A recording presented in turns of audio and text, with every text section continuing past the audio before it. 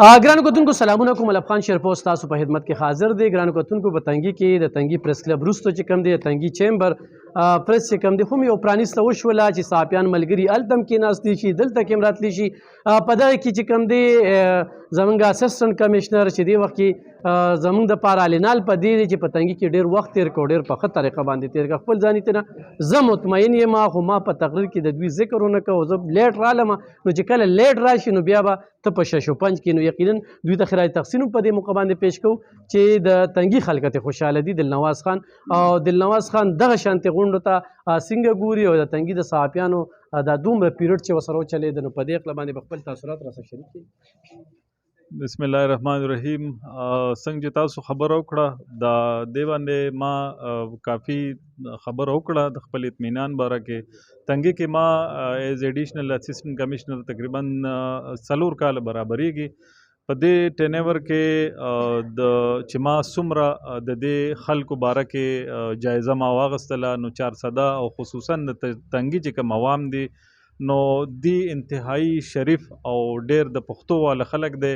که مونږ سخت خبره هم کړي د حکومت طرف نه دی هغه سر کته کړی دی، منلې ده او د حکومت په هر یو آرډرز کې امپلیمنټیشن کې دی مونږ سره ډیر زیات تعاون کړی دی. د دې په وجه باندې که دا خبره هر یو محفل کې کېږي نو زه د دې خامخا اظهار کوم.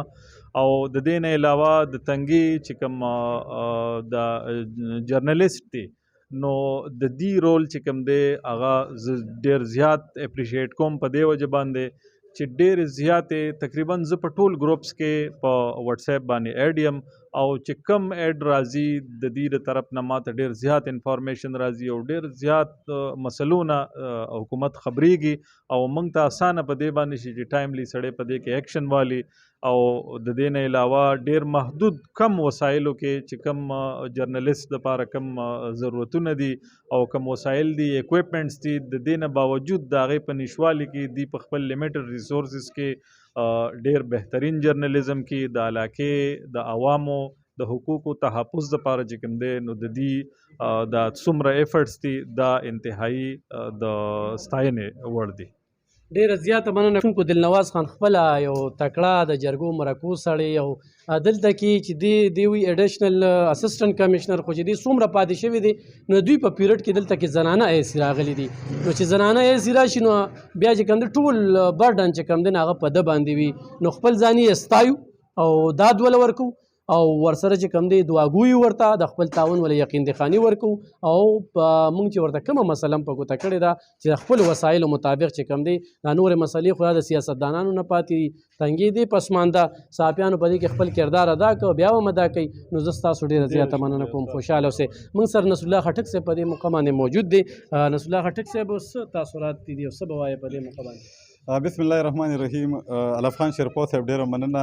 ټول نه مخکې زه اجازه به ته تنګي پریس چیمبر کولاوېدو باندې د زړه د کومې نه هرکلی وایم او بیا چې دی نو یقینا ورسره چې دی نو دا به هم ورته یو درخواست وکوم ورته ځکه چې زمونږ کم لارې چې دي زمونږ کوشش دا وي چې مونږ چاته لارې بندې نه کوو. کوشش هم دا وي چې مونږ چا کې پوټینشل وي څوک مخکې تلل غواړي په کار چې مونږ هغه سپورټ کوو. مونږ به دوی په هره موقع باندې انشاءالله سپورټ کوو خو ورسره به ورته زمونږ دغه خواست هم وي چې صحافت یو ډیره مقدسه پیشه ده. نو مونږ له پکار دي چې د دې فیک نیوز په دور کې مونږ خلکو ته اتنټک نیوز ورکو. خلک چې دی مونږ په فیسبوک باندې سرچ کوي نو هغوی صرف او صرف د دې وجه مونږ سرچ کوي حالانکه په علف خان شیرپوست په انټرنیټ باندې کو ګورې یو غټه دنیا ده، د دنیا شي نه په یو کلیک ملاویږي خو خلک مونږ ګوري په دې وجه هم ګوري چې هغه مونږ د علاقې د چارپیرچل نه چې دی اتنټک نیوز هغوی ته مونږ ورکو. نو زمونږ به دغه کشرانو ته هم خواست وي چې تاسو بېشکه که مخکې تلل غواړئ یو د چا کاپي ومکئ، خپل ځان کې هغه قابلیت پیدا کړئ، خپل مازغو جنګوئ، نه چې زه د الف خان کاپي وکم یا زه د بل یو غټ اینکر کاپي وکم، زه مال خدای په خپل دماغ راکړی دی، مال خپل سوچ راکړی دی، مال خپل قابلیت راکړی دی، نو زه کولی شم چې په خپل سوچ باندې په خپل قابلیت باندې زه مخکې تللی شم. نو دا به د دوی دغه او اجازه به د دې ځای نه چې دی نو مونږ دغه یقین دهاني هم ورکوو چې انشاءالله هر قسمه کومک او مرسته به انشاءالله زمونږ تاسو سره وي او یو ځل دې بیا ډېر ډېر مبارک شه. اجازه به صحیح. ګرانو کتونکو څنګه چې نصر الله خټک صاحب خبرې وکړې، بالکل له دغې خبرو زه تایید کوم. اجازه زمونږ کشر دی او موږ سره له ډېر وخت نه پاتې دي او د پیړ تجربه یې ډېره زیاته ده. ګوره یو کتابي تجربه وي او یو د پیړ تجربه وي. په دې پیړ کې دا سړی لکه د اوسپنې نینې چیچل دي کې وچیچلي شي، نو دې هم چیچلي شوي دي. نو انشاءالله دغه خپل تجربات به تنګي دپاره استعمالوي او د تنګي صحافیان په ډېرو کمو وسایلو کې د تنګي خدمت کوي. زه په دې موقع باندې د تنګي دغه صحافیانو ته هم خیرای تحسین پیش کوم او انشاءالله چې څنګه دوی وي زموږ کومک مرسته تعاون هغه به در سره بالکل چې کوم دی نه یوازې تا سره بلکې چې تنګي څومره صحافیان دي نو څوک هم ورته په کږه سترګه نشي کتي، خو هغه سیاسي دي، خو سماجي دي، خو عوامي دي او خو بیروکریټ دي. نو هغه دې دا اوري چې تنګي صحافیان یو دي، ښه ډېر دي. دې موږ سره اریچن دی، موږ سره چې کوم دی نو مندڼې ډکې امیرآباد دی، موږ سره تنګي ده، تحصیل تنګي ذکر زه کوم. نو انشاءالله دغه ټول صحافیان دې مطمئن اوسي. ډېره مننه.